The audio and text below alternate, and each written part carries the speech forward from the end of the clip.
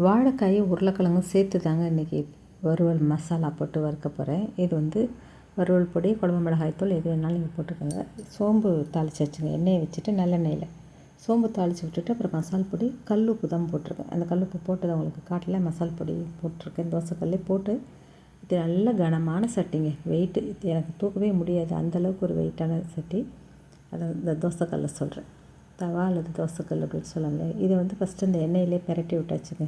எண்ணெய் வச்சு சோம்பு தாளித்து நமக்கு காரத்துக்கு தேவையான பொடி வகைகள் போட்டு உப்பு, மஞ்சள்தூள் எல்லாமே போட்டு கிளறி விட்டு இதில் உருளைக்கிழங்கு, வாழைக்காய் ரெண்டுமே போட்டிருக்கிறேன். அதனால் உருளைக்கிழங்கை நடுவில் போட்டு ஓரத்தில் வாழைக்காயை பரப்பி விட்டாச்சு. எல்லாம் பிரட்டி விட்டுட்டு தண்ணி ஊற்றி கொஞ்சோண்டு அப்படியே கொஞ்சம் இந்த தண்ணி வற்றிடுச்சுனாங்க சீக்கிரமாக வெந்துடும்.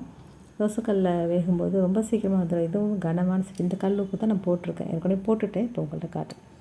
இப்போ உங்களுக்கு எந்த தேவை, எவ்வளோ தேவை காரம் அப்படின்னா நீங்கள் பார்த்துக்கோங்க. எங்கள் வீட்டு காரத்துக்கு நான் போட்டிருக்கிறேன். வழக்கமாக நம்ம தோசைக்கல்ல அது செய்கிறது தாங்க நமக்கு ரொம்ப சீக்கிரமாகவும் வேலை முடியும்.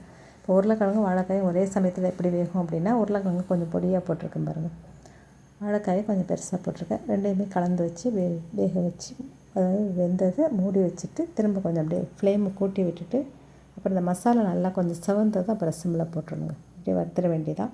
இது எல்லா ரைஸுக்குமே ரொம்ப நல்லாயிருக்கும். இதேமாதிரி நம்ம தோசைக்கல்ல நமக்கு நிறைய காய் நிறைய வதக்கி எடுக்கிறோம். கோவக்காய், பாவக்காய், கத்திரிக்காய் இந்த மாதிரிலாம் நிறையா வகைகள் நமக்கு தனியாக உருளைக்கிழங்கு, தனியாக வாழைக்காய் இதெல்லாம் செஞ்சுருக்குறோம். இதை பார்த்துக்குங்க. நம்ம வீட்டு மசால் பொடி தாங்க. நம்ம சமையலுக்கு எல்லாமே நம்ம வீட்டு மசால் பொடி தான் நான் சேர்ப்பேன். அது நம்ம தீர நம்ம அரைச்சி வச்சுக்க வேண்டியது தான். எப்பயுமே சம்மரில் அரைக்கிறது ரொம்ப நல்லது. கல் உப்பு சமையலுக்கு ரொம்ப பயன்படுத்திக்கோங்க.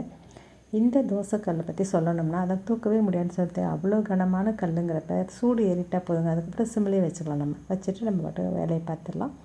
நம்ம மற்ற வேலைகளையும் இடையில பார்த்துக்கிட்டே இதை பிரட்டி விட்டால் போதும். இந்த உருளைக்கிழங்கு ரொம்ப டேஸ்ட்டாக இருந்துச்சுங்க. எப்பயுமே வாழைக்காய், உருளைக்கிழங்கு ரெண்டுமே பிடிச்சிருந்தாலும் உருளைக்கிழங்குக்கு ஒரு தன்மை இருக்குங்க. சமையலில் உப்பு ஜாஸ்தியாக போச்சுன்னா அது உப்பை குறைக்கிறதுக்கு என்ன செய்யலாம்னா, உருளைக்கிழங்கை வேக வச்சு அப்படியே உள்ளே மசிச்சு விட்டு போடலாம். அல்லது உருளைக்கிழங்கை பொடியாக கட் பண்ணி உள்ளே போட்டுட்டிங்கன்னா அந்த குழம்புலையோ கூட்டுலையோ இருக்கிற உப்பு தன்மை குறைஞ்சிரும் அப்படிங்கிறது ஒரு டிப்பு. இந்த வீடியோ பார்க்கும்போது அது எனக்கு ஞாபகம் வந்துச்சு. இப்போ இன்றைக்கி செஞ்ச இந்த சமையல்லையே இருக்கிற உப்பு காரத்தை கொஞ்சம் அதிகமாக உள்ளே இழுத்து வச்சுருக்குது இந்த உருளைக்கிழங்கு தாங்க. வாழைக்காயை விட அதுதான் நிறைய உப்பு காரத்தை எடுத்து வச்சுருந்துச்சு. இந்த மாதிரி நீங்கள் செஞ்சு பாருங்கள். 2 காயுமே ஒன்றா செய்ய முடியுமானா செய்ய முடியுங்க. இந்த தோசைக்கல்ல நீங்கள் செய்யும்போது நல்ல டேஸ்ட் ரொம்ப ஹைலைட்டாக இருக்காது. திக்னஸ் பார்த்தீங்கன்னா அவ்வளோ தடிமனாக இருக்கும். இப்போ நான் க்ளோஸ்அப்பில் கூட உங்களுக்கு காட்டுறேன் பாருங்கள். நல்ல திக்காக இருக்கும். இந்த திக்காக இருக்கிறது நீங்கள் கவனிச்சுக்கிட்டீங்கன்னா அந்தளவுக்கு ஹீட்டு ரீட்டைன் ஆகும். இப்போ சைட் வியூவில் நான் இடையில காட்டிட்டேன்னு நினைக்கிறேன். இல்லைன்னா இப்போ தான் இப்போ பாருங்கள், நல்ல திக்காக அவ்வளோ திக்காக இருக்குங்க. கனம் சொல்கிறேன், தூக்கவே முடியாது. கண்டிப்பாக என்னால் சுத்தமாக தூக்கவே முடியாது. அந்தளவுக்கு வெயிட்டான இது வெந்துருச்சு பார்த்தீங்களா.